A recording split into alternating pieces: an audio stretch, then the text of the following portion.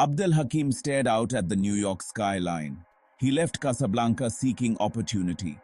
America was the land of dreams, but the city felt cold, indifferent. He arrived with hope, with dreams of a better life. He found a tiny apartment, cramped and dark. Work was scarce. He missed the smells, the sounds of home. The bustling markets of Casablanca felt a world away. Here, people rushed by, their faces grim. He was alone, lost in the crowd. He spoke little English. He missed his family, his friends. He clung to the hope that one day he would bring them all here. He found work in Little Italy, washing dishes. The pay was poor, the hours long, but the smells of Italian food reminded him of home. The restaurant was owned by Salvatore, a man with kind eyes and a gruff exterior. Salvatore spoke little Arabic, Abdelhakim little English, but they understood each other. One night after closing, Abdelhakim was cleaning up. He heard raised voices coming from the back office. He couldn't understand the words, but the tone was unmistakable. It was anger, it was fear, it was danger. He froze, listening. He heard Salvatore's voice, low and menacing. Then another voice, pleading, desperate. He couldn't ignore it. He peeked through the slightly open door. He saw Salvatore, face contorted in rage. Another man shaking on his knees. He saw Salvatore pull out a roll of bills. The other man snatched it, his face pale with relief. Abdelhakim quickly retreated, heart pounding. He finished cleaning, his mind racing. Salvatore emerged from the office, his face now calm. He looked at Abdelhakim, a knowing smile on his lips. Later that week, Salvatore approached Abdelhakim. He needed a favor. Deliver a package. Simple, quick, good money. Abdelhakim hesitated. He knew this was more than a simple errand. He remembered the fear in the man's eyes back in the office. But he also needed the money. His family was counting on him. He swallowed his fear and nodded. The package was small, wrapped in brown paper. He delivered it to a rundown bar downtown. A man with hard eyes and a scar across his cheek took it without a word. Section 5. The price of loyalty. The errands became more frequent, the tasks riskier. He was ferrying messages, collecting debts. He was drawn deeper into Salvatore's world. He was good at it. He was smart, resourceful, and discreet. Salvatore was pleased. He treated Abdelhakim like a son. But the guilt was eating at him. He was caught between his values and his loyalty to Salvatore. The line between right and wrong blurred.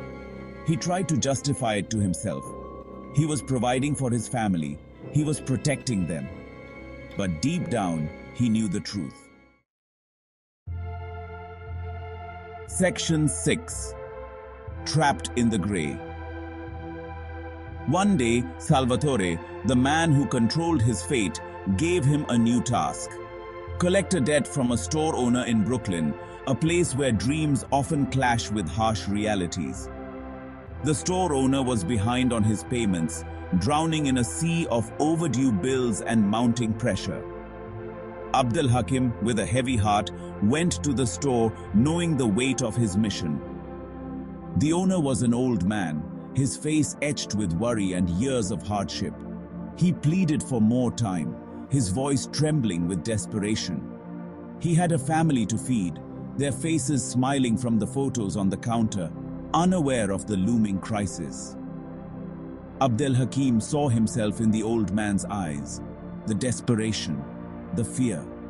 He couldn't bring himself to enforce the harsh demand. He told the man to keep the money, a decision that weighed heavily on his conscience. He returned to Salvatore empty-handed, his mind racing with the consequences of his choice. He explained to Salvatore that the man couldn't pay, his voice steady but his heart pounding. Salvatore looked at him, his eyes filled with disappointment, a silent judgment that cut deep into Abdelhakim's soul. Section 7. A family man, a made man. Abdelhakim knew he had crossed a line. He expected anger, retribution, but Salvatore simply nodded. He understood. He told Abdelhakim about his own journey, about the sacrifices he made, about the importance of family, of loyalty. He embraced Abdelhakim. "You're one of us now," he said. Abdelhakim felt a chill run down his spine. He was in too deep. There was no turning back. He continued to work for Salvatore. He rose through the ranks, becoming a trusted confidant. He was living the American dream, but at what cost? Section 8. The weight of his choices.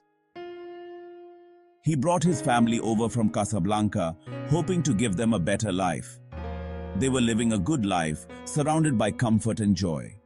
He provided for them, gave them everything they never had, showering them with gifts and luxuries. Yet, he built a wall around himself, separating his two lives, one filled with love and the other with secrets. His family never knew the truth about his work, the dark side of his success.